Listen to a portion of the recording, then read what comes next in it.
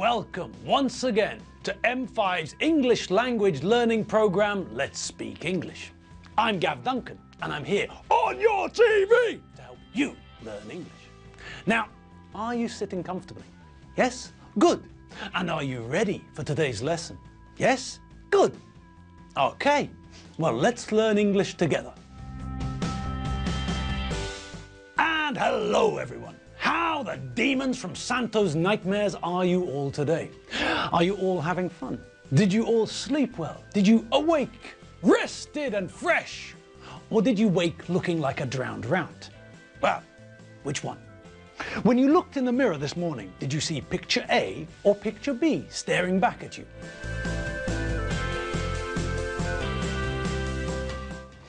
Well, hopefully the reflection in the mirror was closer to picture A than to picture B. Although, if you're a man or a woman with brunette hair, then, well, seeing picture A reflected in your mirror must have been a little bit surprising. Well, never mind. I'm sure that you know who you are, and you are who you are. And if you're not a blonde woman with long hair, then you know that you're not a blonde woman with long hair.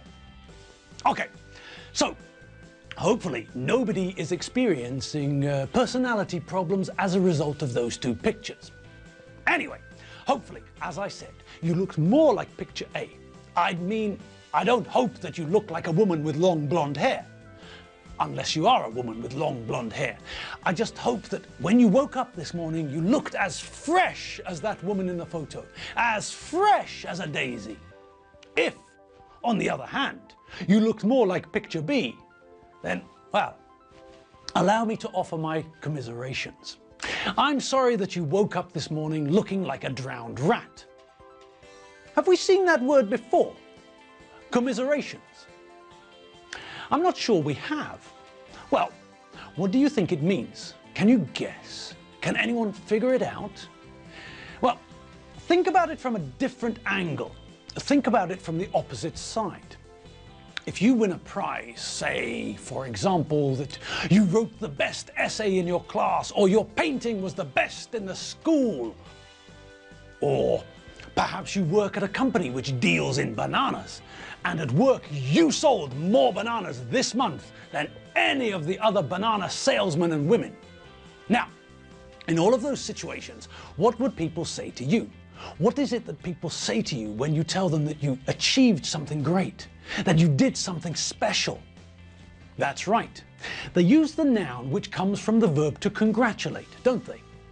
They don't use the verb. That would sound very, very formal. I congratulate you. That sounds daft. What people do is use the noun from the verb to congratulate. They offer their congratulations. They say congratulations. Now, of course, they could say something else. They could say something which means the same thing. They could say, well done, which we often use as a phrase to express congratulations. So, when someone has done something good or well, or when we want to say that we're happy that something good happened to them, then either we say congratulations or we say well done. Both of them mean essentially the same thing. So we can decide which one to use. There's no real difference. Okay, so we know what we can say to people when we want to say that we're happy about something that they did or something that happened to them. But let's think about the situation we had earlier.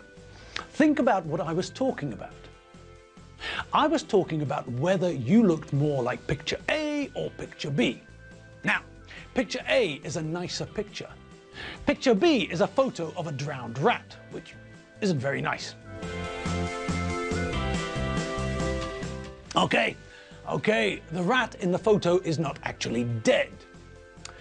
If we look at the verb to drown, it means that someone has died in water. Now, that isn't 100% accurate either. If you're swimming in Lake Balaton and I shoot you in the head, then you didn't drown, you were shot. So the verb to drown means that you die by breathing water. Fish can extract oxygen from water. They have gills. But if you or I try to breathe underwater, then, well, it's not going to end well, is it? We're not fish. We're not even mutant fish people like Kevin Costner in that awful, terrible, horrible, ghastly, atrocious film Waterworld.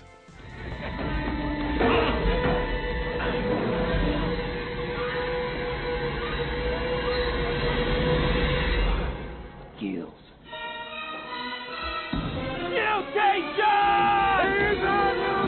God, that was a terrible film. Truly awful. Anyway, the point. What's the point? The point is that we can't breathe underwater. We can't extract oxygen from water.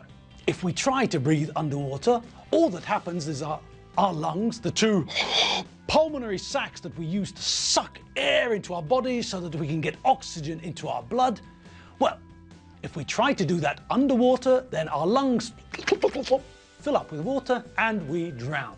That's all.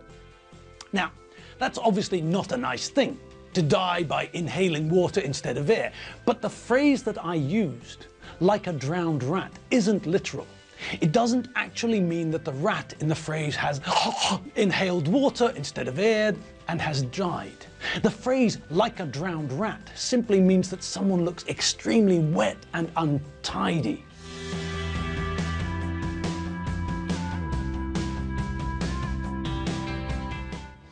This person looks like someone has dragged them, pulled them through mud and water. When we think of mud in English, we think of two things. One is the idea of earth and water mixed together. When you're playing football in the rain, there will be lots of mud, like this.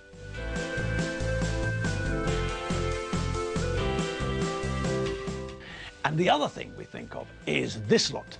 A glam rock band from the 1970s, who had a rather strange hit with a song about tigers' feet. I never understood that song at all, but I still dance to it in the discos. Oh, the shame, the shame. I can't believe that I danced to this. I can't believe that anyone danced to this. Right, that's right, that's right, that's right. I really love your tiger light. And that's neat, that's neat, that's neat, that's neat. I really love your tiger feet. I really love your tiger feet. Your tiger feet. Your tiger feet. Your tiger feet. Now, just before we move along, I'd just like to clarify that although in my youth I did dance to that song, I never, never, never, ever danced like those people in the video, okay? All right, now, moving swiftly along. If someone looks like a drowned rat, it doesn't mean that they look like a rodent who tried to be a fish and failed. It merely means that they look wet and messy. This person is not looking their best.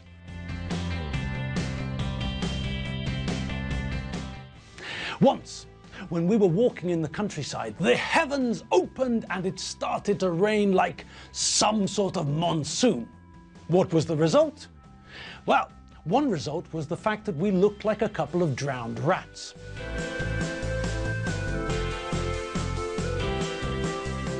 So, that's what we mean when we say someone looks like a drowned rat. Okay, and on we go. Where were we? We were here, weren't we? Yes, that's right, we were here. And more to the point, what were we looking at? What were we talking about? What were we discussing? Oh, now I remember. Last lesson, we saw Lizzie and Tim in the supermarket car park, didn't we? Alfredo got fed up waiting for Tim to come back, so he sent Lizzie to find Tim and bring him back. He sent Lizzie to fetch Tim. Now, there's a word which leads us into a small diversion. There are three words connected to the movement which we often see together, and fetch is one of them. Let's have a quick look at the others. It'll only take a couple of minutes. Okay, so the words in question are these: bring, take, and fetch.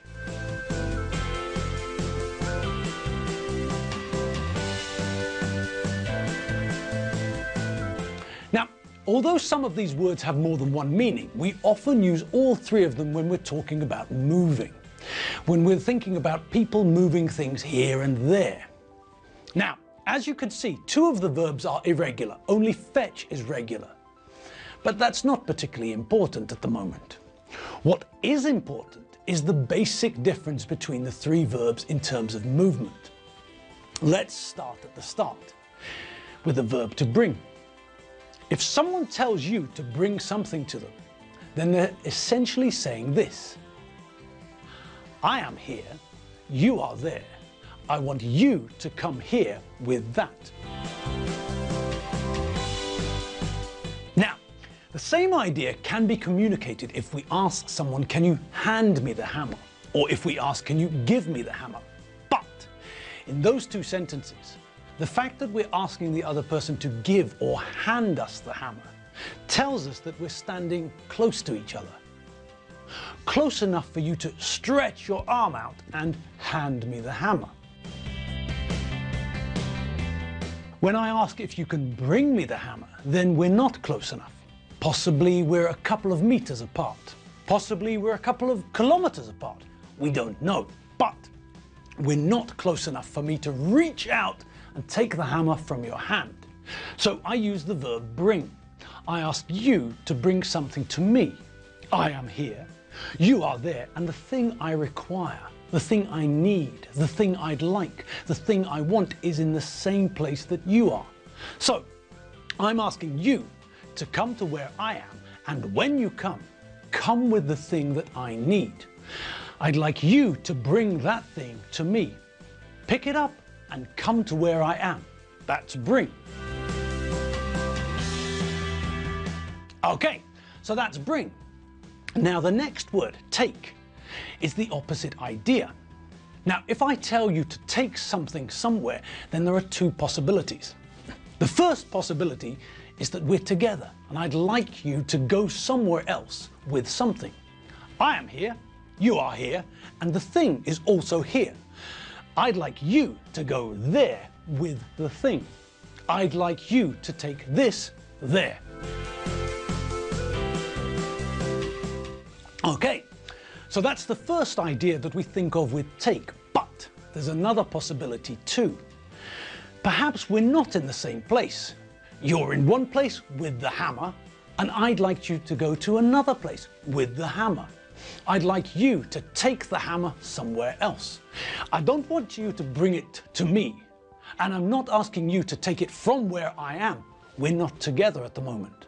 I'm standing at point A, you're standing at point B, and I'd like you to take the hammer to point C. Okay, so that's the other idea of take. You don't have to be going from me. I can ask you to take something from here, or I can ask you to take something from there to there. I can ask you to take something from point B to point C. And on that note, we're going to leave you. Yes, our time is up. Our quarter of an hour is finished, and now it's time for you and I to go our separate ways. But never mind. Remember, we still have our eyebrows. Okay, I'll see you all tomorrow, but make sure that you have a great afternoon. And also, remember to check out the website. You all know the address, don't you? www.m5tv.hu. All right, I'm off, but I'll see you tomorrow. See you later. Bye.